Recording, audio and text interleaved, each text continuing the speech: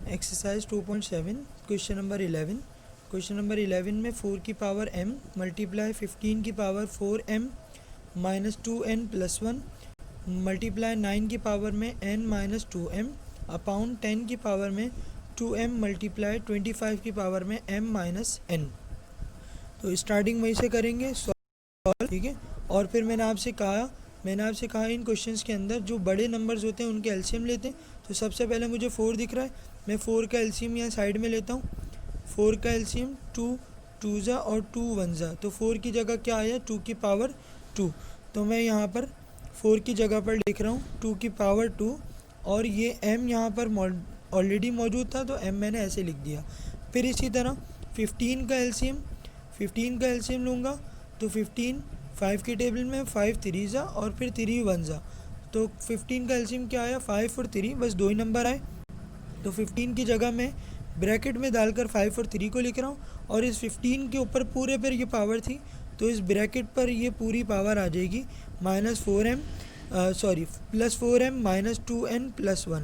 फिर इसी तरह 9 का एलसीएम लूँगा तो 3 ज़ा और 3 1 ज़ा, 9 के एलसीएम में क्या आया 3 की पावर 2, तो 9 की जगह आ गया 3 की पावर 2 और इसके ऊपर पावर ऑलरेडी लगी हुई थी इसलिए पावर को ब्रैकेट में लिख रहा हूँ, ठीक है।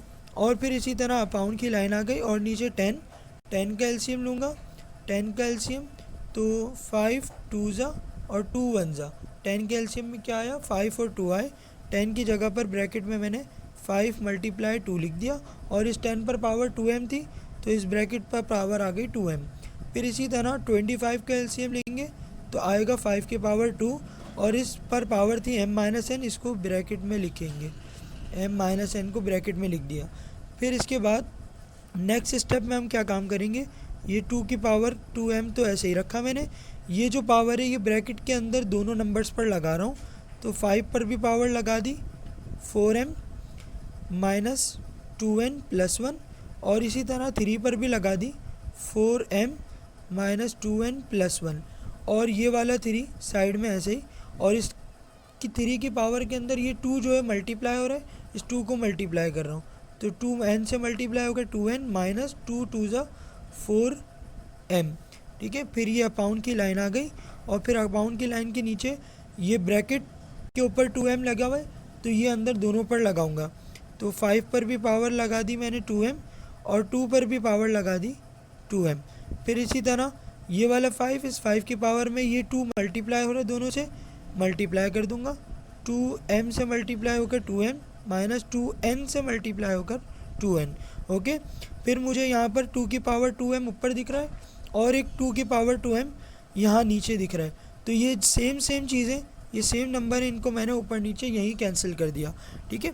बाकी इसके अलावा और कोई सेम नहीं है, 5 नंबर्स तो सेम है लेकिन इनकी पावर सेम नहीं है तो इसलिए इनको कुछ नहीं करूँगा। फिर नेक्स्ट स्टेप में मुझे क्या दिख रहा है, मुझे ये 5 दिख रहा है, ठीक है, और नीचे भी 2 5 दिख रहे हैं तो मैं सारे 5 को एक साथ कर लिख रहा हूँ। ये मैंने ऊपर वाले 5 को लिखा 4m माइनस 2n प्लस 1 और ये नीचे वाले 5 को लिख रहा हूँ तो इस 5 की पावर का साइन चेंज हो गया। फिर इस वाले 5 को भी ऊपर ले जाकर लिख रहा हूँ तो फिर इस 5 के पावर का भी साइन चेंज हो गया, ये माइनस 2m हो गया और ये प्लस 2n हो गया, ओके।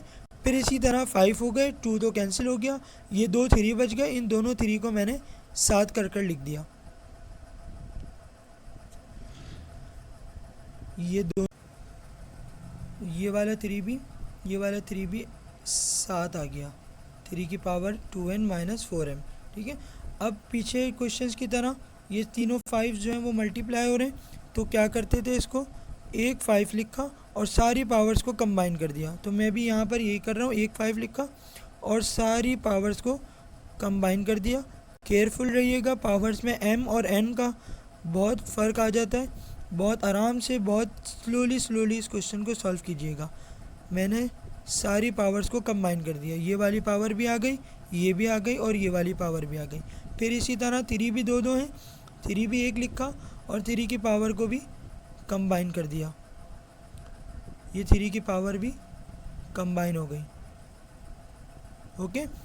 अब देखते हैं इसमें कोई कैंसिल हो रहे हैं कोई चीज़, ठीक है। ये मुझे 4m दिख रहा है, अच्छा ये 4m को अभी देखता हूँ, ये -2n दिख रहा है, ये +2n दिख रहा है, ये दोनों कैंसिल हो गया। ये 4m है, 4m तो और कहीं नहीं है, लेकिन ये दोनों सॉल्व होते हुए मुझे नज़र आ रहे हैं। इनको सॉल्व करूँगा, -2m तो ये हो गया, ये वाला 4m ऐसे ही आ गया, ये +1 ऐसे ही आ गया, ये -2m ये हो गया -4m। ओके ठीक है। और फिर यहाँ पर 3 की पावर में ये +4m ये -4m कैंसिल हो गया, ये -2n ये +2n कैंसिल हो गया, 3 की पावर में क्या बच गया, 1 बच गया। ठीक है।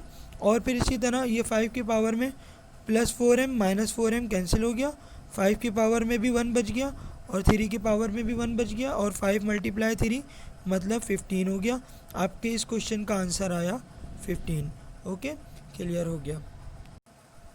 क्वेश्चन नंबर 11 के बाद मैं आपको क्वेश्चन नंबर 14 करवा रहा हूँ।